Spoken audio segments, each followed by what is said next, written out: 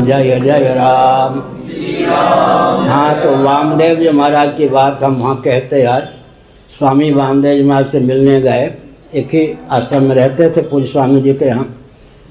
वो एक दिन जैसे कोई आवेश आ जाए ना, जब दांत थे तब चने नहीं, अब चने हैं तो दांत नहीं, 3-4 बार बोले। जब चने थे, जब दांत थे तब चने नहीं, अब चने हैं तो दांत नहीं।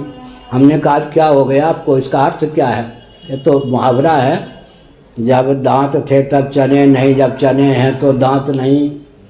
बहुत कराहते हुए उन्होंने क्या कहा, जब पूज्य स्वामी करपात्री जी महाराज थे, कभी कभी जब वो आज्ञा देते थे मैं उनको भगवान मानता था, उनकी आज्ञा का पालन कर लेता था राष्ट्र के लिए। लेकिन मन में होता इतने विद्वान महापुरुष, इनको राष्ट्र से क्या लेना देना, राष्ट्र तो कुत्ते की, दुनिया तो कुत्ते की डूम है, लोग कहते हैं ना बाबा लोग। उनकी आज्ञा का पालन तो कर लेता था, लेकिन सोचता था इतने विरक्त विद्वान महापुरुष को राष्ट्र से क्या लेना देना, राष्ट्र से क्या लेना देना। फिर हमने कहा आज क्या ये रट रहे आप, जब दांत थे तब चने नहीं, चने हैं तो दांत नहीं। देखो ये 32 बिंदु हैं, कहीं से कागज आया छपा हुआ। हमने कहा इसमें क्या लिखा, इसमें लिखा है 32 बिंदु में एक बिंदु पाकिस्तान, बांग्लादेश, अरब राष्ट्र कहीं भी गोहत्या बंद हो जाए हमें कोई सरदर्द नहीं। भारत में हम गोहत्या बंद नहीं होने देंगे, हिंदुओं की आस्था को रौंदे बिना नहीं रहेंगे। 32 फरमान है अमुक तंत्र के द्वारा। अब मैं समझता हूँ कि स्वामी करपात्री जी महाराज कितने दूरदर्शी थे, लेकिन उस समय उनके महत्व को हम विद्या की दृष्टि से जानते थे। राष्ट्र के विप्लव के समय वो काम करते थे तो मन में होता था संतों को क्या लेना देना।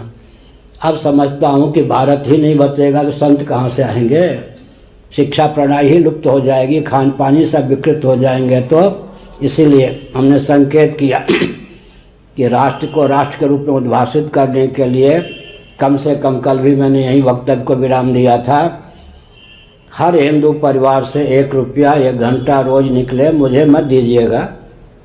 मैं कहीं मांगता उंगता नहीं, भगवान देते हैं तो कोई भूखा नहीं रहता। और आश्रम में 10 बार कोई घूमे तो भी कहाँ देना चाहिए उसको ढूंढना पड़ता। आइए आइए कुछ दीजिए, भेंट कीजिए, कुछ नहीं कोई कहने वाला होता, एकदम सब मस्त मौला होकर रहते, एकदम विरक्त होके भगवान देते हैं। लेकिन हमने एक संकेत किया, क्या संकेत किया, यह संकेत किया कि परिस्थिति यह है, पूरा हिंदू निगल लिए जाएं, खा लिए जाएं, इनका कुछ न बचे, व्यापक अभियान है। इस परिस्थिति में एक काम आप लोग कीजिए, मठ मंदिर को केंद्र बनाकर, कल भी मैंने कहा था, एक हिंदू परिवार से औसतन 1 रुपया रोज निकले, 1 घंटा रोज निकले, अपने क्षेत्र को हर प्रकार से सुरक्षित। अभी देखिए रूस का आक्रमण हो रहा है, अखबार पर ये देवियों ने गन पकड़ लिया। हम अपने देश की स्वाधीनता को नष्ट नहीं होने देंगी, मर जाएंगे, लेकिन पकड़ लिया। आप चित्र देखा है, स्त्रियों ने फिर गन पकड़ लिया। वो दिन भारत में भी आने वाला है, इसलिए सैन्य प्रशिक्षण हमने 30 साल पहले कहना शुरू किया था, हर हिंदू सेना हो, हर हिंदू सनातनी हो, सैन्य प्रशिक्षण होना चाहिए। संविधान की सीमा में जितना प्रशिक्षण हो। झांसी की रानी ब्राह्मण घर में की थी या नहीं, नाना के घर में रहकर उसने अस्त्र शस्त्र का प्रशिक्षण किया था। इसलिए आजकल आवश्यक है कि हर व्यक्ति को सैन्य प्रशिक्षण प्राप्त हो। अब कहें कि आप भले ही वह बचपन में एससीसी एनसीसी के विद्यार्थी रहे, आपको बता ही दें बचपन में वो भविष्य को सूचित करता है ना। हमारे खेल को लोग नहीं समझ पाए, अब हम अपने खेल में जो जो व्यवहार होता था उस पर अध्ययन कर रहे हैं।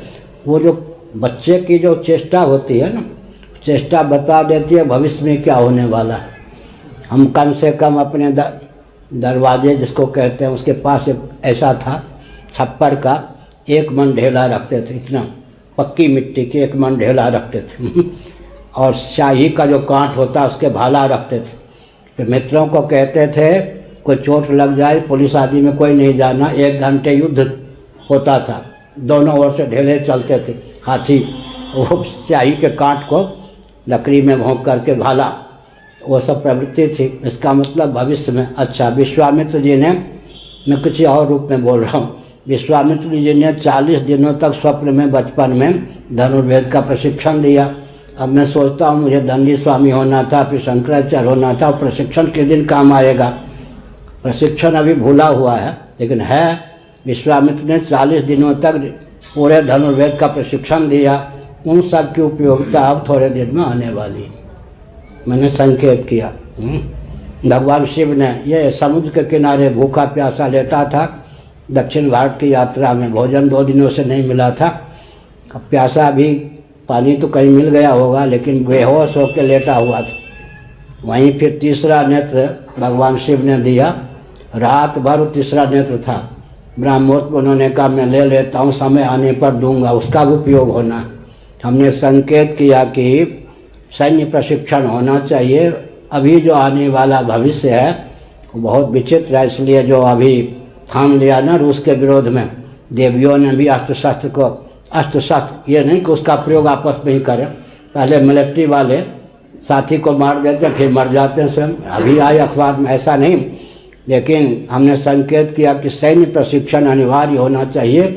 भारतीय संविधान की सीमा में जितना सैन्य प्रशिक्षण होना चाहिए, अपनी बेटी को भी दीजिए, अपने बेटे पोते आदि को भी दीजिए, व्यायाम करवाइए। गद्दे पर व्यायाम मत करवाइए।